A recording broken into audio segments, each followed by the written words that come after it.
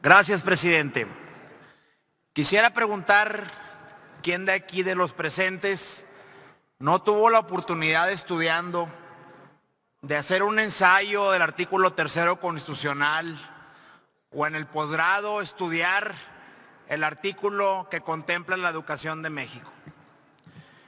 Hoy tenemos la oportunidad de refundar, de actualizar y de marcar el nuevo parámetro educativo de nuestro país. Por eso les decía a los compañeros senadores que no hay mal que por bien no venga. La semana pasada, muchas de las reservas que aquí se congelaron vienen mejoradas de la Cámara de Origen y viene un dictamen más fortalecido y sobre todo mucho mejor planteado. Por eso, Movimiento Ciudadano, votaremos a favor de este dictamen, pues vamos ya a erradicar una reforma punitiva, mal llamada educativa, y aliado con los maestros, fortalecer a nuestros niños. Quisiera enfatizar dos puntos y que agradezco al senador Rocha y al senador Eduardo que me hayan ayudado a sacarlos adelante. El primero y más importante tiene que ver con la Rectoría del Estado en el tema de las plazas. Había todo un mito que este dictamen regresaría a manos de la CENTE el negociar y controlar las plazas de los docentes. Y por eso propusimos la semana pasada una reserva para que los nombramientos en la admisión, promoción y reconocimiento fueran un proceso de selección en concursos de oposición que dependieran de conocimientos, méritos, competencias, experiencia y capacidades, siempre bajo la rectoría del Estado. Y estamos muy contentos que en este dictamen, en su artículo 3º, 7º párrafo y artículo 16 transitorio, viene textual e íntegra la reserva que Movimiento Ciudadano planteó para que ya no sean las plazas control o método electoral a favor de sindicatos y sí a favor del Estado. Segundo, y aquí me congratula porque fue una propuesta de un servidor en una de las tesis doctorales sobre el gasto público en materia de educación. Tenemos décadas que el 90% del recurso que se etiqueta educación se va a salarios. Dejábamos migajas, apenas una rebanada del 10% para infraestructura, mantenimiento, drenaje, computación, internet, rampas, monitores. Y por eso, la propuesta que hicimos la semana pasada viene también íntegra en el artículo 3º, párrafo 9º, que establece que el Estado debe garantizar los materiales didácticos, infraestructura, mantenimiento y condiciones del entorno idóneos para la educación.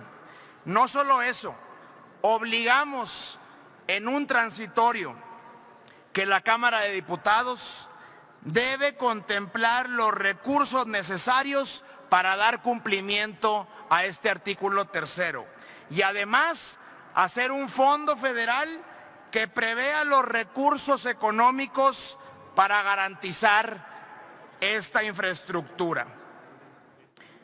Entre muchas otras bondades, entre ellas, obviamente que de manera ambiciosa vamos a tener una educación inicial y superior, laica, gratuita y obligatoria.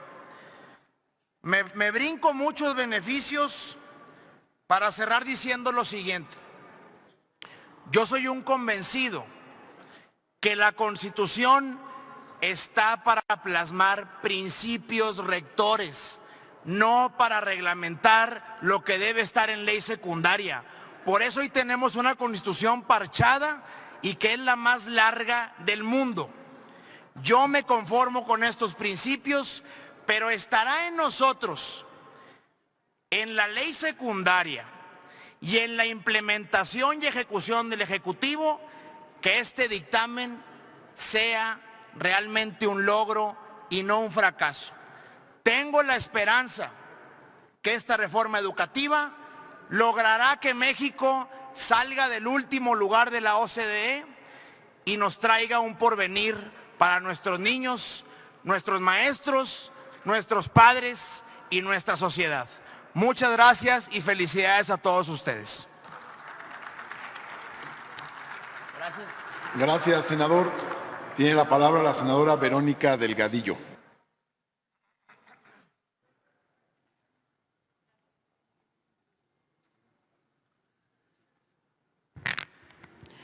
Con el permiso de la presidencia, señoras y señores, compañeras y compañeros. Una vez más estamos aquí en este Senado para discutir una propuesta de reforma educativa.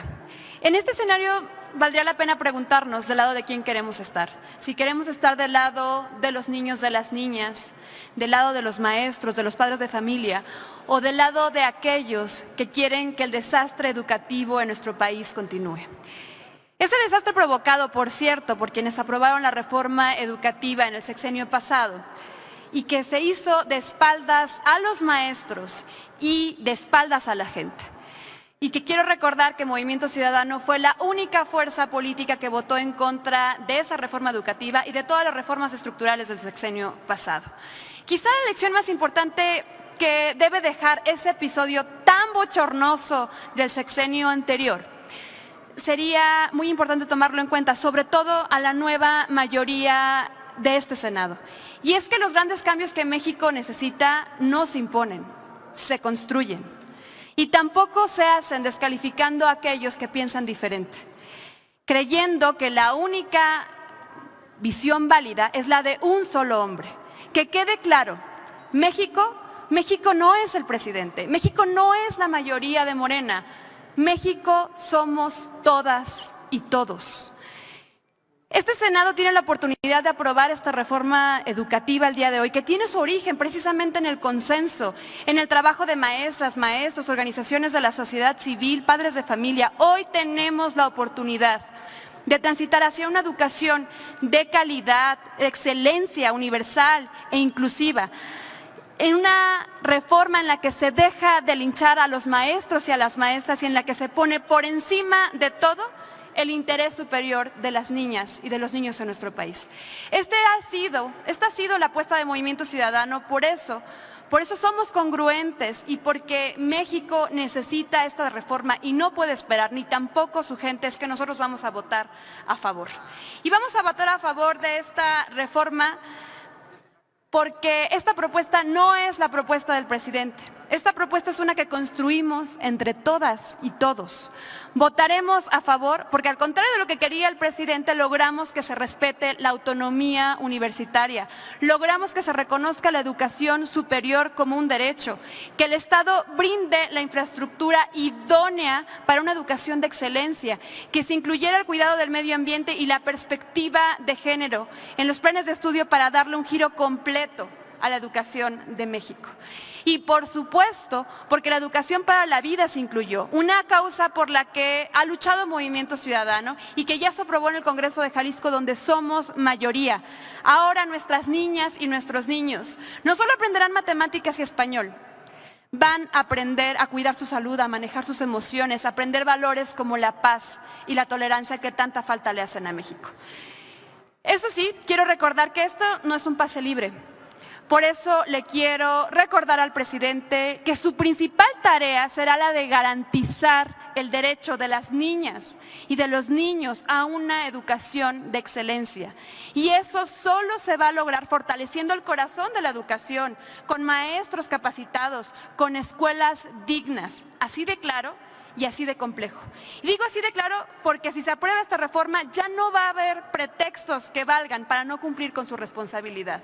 Y digo que así de complejo porque hoy más de 4 millones de niñas y niños en México no van a la escuela, porque el 80% de las niñas y de los niños que van a escuelas indígenas tienen un nivel insuficiente en matemáticas, lenguaje y comunicación, porque 1 de cada 2 escuelas no tienen drenaje, ni luz o agua.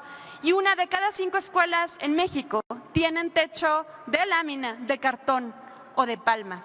Por eso también hay que decirle a este gobierno que tiene que corregir el rumbo y renunciar al camino de los recortes a la educación que siguió en este año. Redujo 1,054 millones de pesos al presupuesto de las escuelas de tiempo completo, 6,447 millones al programa de infraestructura física educativa. También redujo en un 100% el fortalecimiento a la educación temprana y al desarrollo infantil. Movimiento Ciudadano va a poner sus votos para transformar la educación y seguiremos luchando para que se dignifique a todas las maestras y a los maestros que son agentes de transformación de este país y que todos los días se entregan para sacar a las niñas y a los niños adelante.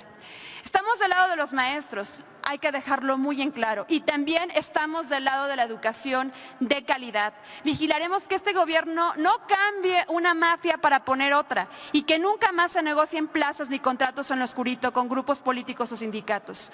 Por ello, dejamos muy en claro y externamos nuestra preocupación que un compadre del presidente pudo ganar un contrato millonario para proveer de papel para libros de texto y que solo después de que se hiciera pública esta información le pidieron al empresario que se retirara, que se escuche alto y claro. La educación no es un negocio de unos cuantos. La educación es un derecho de todas y todos. Yo solo para concluir les quiero recordar que hoy estamos ante una oportunidad histórica de dar un gran paso en el tema educativo en nuestro país. Pero también hay que ser inocentes.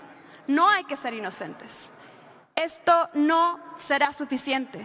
Sabemos que la educación no se va a cambiar por decreto, ni tampoco se va a cambiar con buenas intenciones.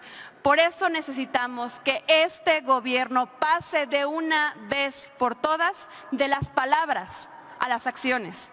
Entendemos que el desastre educativo no se va a resolver en unos meses, pero con la aprobación de esta reforma ya no habrá pretextos para que este gobierno no cumpla su palabra. Es cuanto. Gracias, senadora.